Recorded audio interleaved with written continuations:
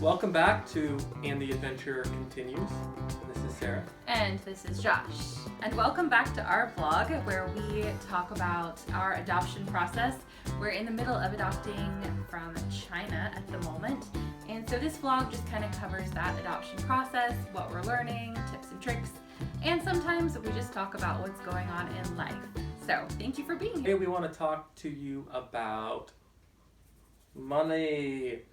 That's a really important topic. I know adoptions, if they're international or domestic, they can be expensive. Before we get too deep in today's vlog, just a really quick disclaimer. This episode is in no way sponsored by any of the companies that we mentioned today. They didn't sponsor the vlog, although they might have helped us with our fundraising. So, just our little legal disclaimer. Thanks. So how do you go about paying for them? I know different people kind of feel differently about this topic, like it's a little bit debated in the adoption world, but for us, we turn to fundraising, and that has been the biggest way that God has provided for us to be able to pay for this adoption. First announced that we were adopting from China, we had so many people who just wanted to donate to us even before we had actually started trying to fundraise or anything. We have amazing family and friends who just wanted to donate money to the cause. One of the things we did was we did a GoFundMe, and I think that was really good. So pretty quickly we went on ahead and opened a GoFundMe so that they would have a place to be able to do that. And we raised almost $2,000 just through that GoFundMe. One other thing my wife was doing was selling stamped necklaces. They're really cute little necklaces, so she raised money doing that for the fundraiser. Yeah, I actually used my childhood stamp collection. That's what I started with, and I created necklaces. I sold them through Facebook. It wound up being so popular that we wound up doing an Etsy shop just to keep the books a little bit cleaner. And also, it was really cool because Josh's mom gave me part of her old stamp collection and part of Josh's grandma's old stamp collection. And a really good friend of ours donated a bunch of vintage stamps as well. So it was really neat to see so many people come together to donate the supplies that we needed. And we raised quite a bit of money, and we continue to raise money through that Etsy shop in that way. If you have any kind of creative outlet, definitely try to turn that into a fundraiser. So one of the other fundraisers is like doing coffee beans, like selling coffee. And so we used GoBeena, and they gave us, I think, 50% of the profits. It was a fun company. A lot of people like coffee. I think that was a fun fundraiser. I do really recommend that company. They have tons of different varieties, like flavors. They have coffee pods. They have like little gift baskets. They just have an awesome selection of stuff to offer your friends. And like Josh said, 50% of the sales price is what you get back as your fundraising. I do have to say that you have to actually fill out an application with them. You can't just like hop on and start selling right away. There is a little bit of an application process for that, so just be prepared if you decide to go with them. Well, one other thing to keep in mind as we're going through these fundraisers,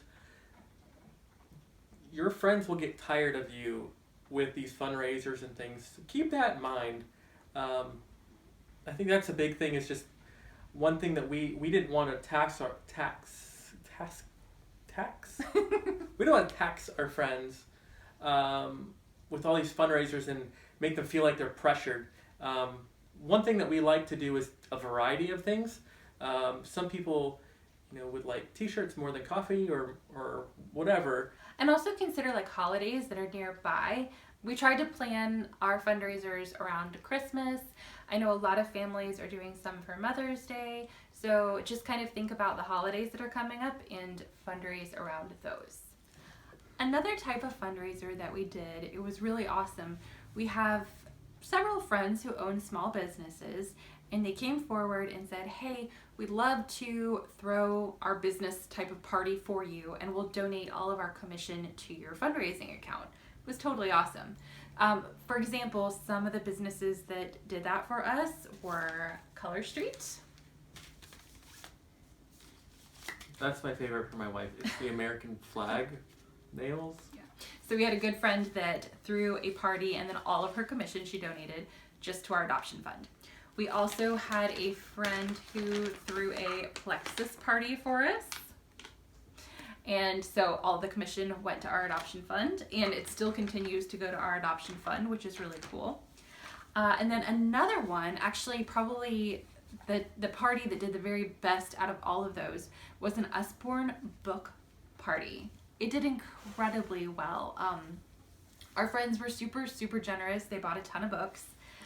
And our sweet book lady offered our friends an option that if they didn't have any kids of their own to buy books for, they could choose to buy books and have them sent to us. So not only would we get the commission, but we would get books from those people too. Was it just one book? No, it was not just one book. So we had a couple friends who chose that option to send the books directly to us.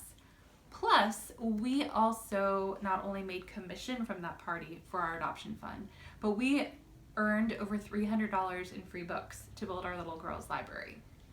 So we didn't just get one book. No. We got a few more.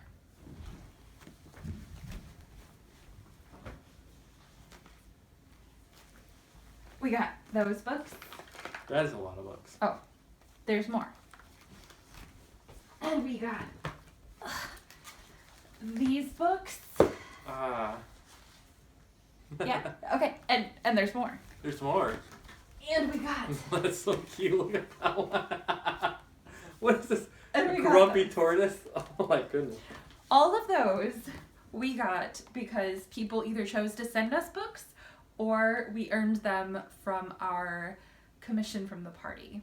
So our little girl has enough books to keep her busy for a very long time. We like books in this household. Yeah, so if you have a friend who is an Usborne lady who is willing to do the same thing for you, I highly, highly recommend that fundraiser. It was super, super successful, and I am so in love with all of these books. They're awesome. The other fundraiser was T-shirts. So we were going to go with two different ones. Well, the first one was Fund the Nations, and that's a really popular company.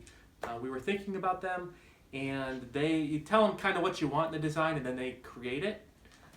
We went with a company called Bonfire. Bonfire, you can actually create the shirt from scratch. So if you don't really have an idea in your head, you probably want to do Fund the Nations. Yeah, they're awesome. I think part of the reason why they probably design it is they want you to be successful, so they probably want to help out. Yeah, they create really professional looking. They look like they'd be sold at a department store type of shirts. Well, they are good designs. Unless you're my wife, who did a good design. Yes, we designed both, our own through Bonfire. Yep, I had some ideas. She was on there. She basically. It turned into a really fun collaboration. Josh kind of gave his ideas for the design, and I kind of played with my ideas for the design, and we hashed it out and just came up with a really, really cute shirt that we both loved, and a design that we kind of thought was our own. Oh, this isn't our design. I got it. Hold on.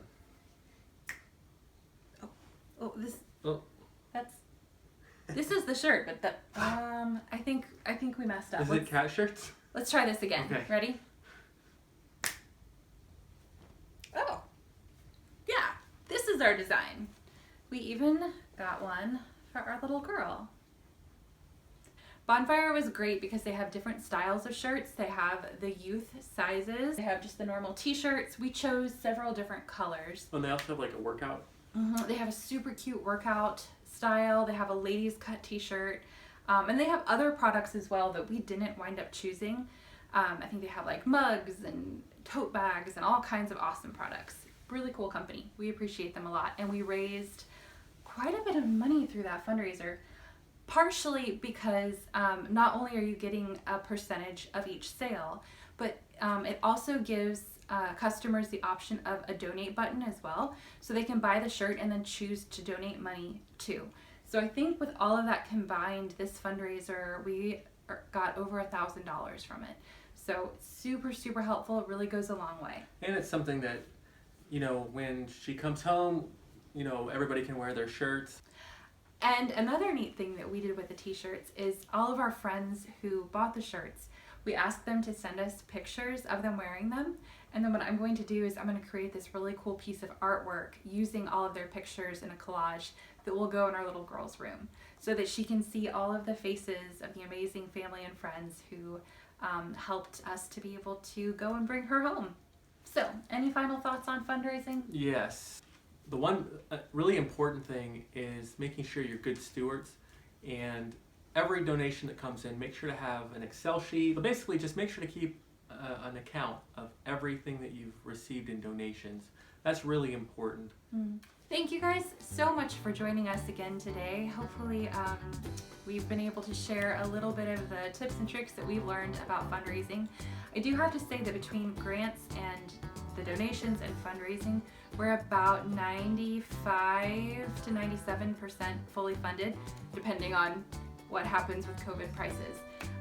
So yeah, fundraising and donations and grants have been an awesome blessing to us. Honestly, going into the adoption, we thought funding was going to be our biggest obstacle. I think that's kind of what freaked us out about the adoption process the most, and God has shown up in the money. Like, He's provided every single thing that we've needed exactly when we needed it. Until next time. And the adventure continues. Bye, Thanks, guys. friends. Bye. See ya. So, I'm kind of tired. Okay, hiding in there. We can see you, Tiger. Who's hiding up there? See that up there? I don't think you're getting that shirt back. I think it's been commandeered. Bye! See ya.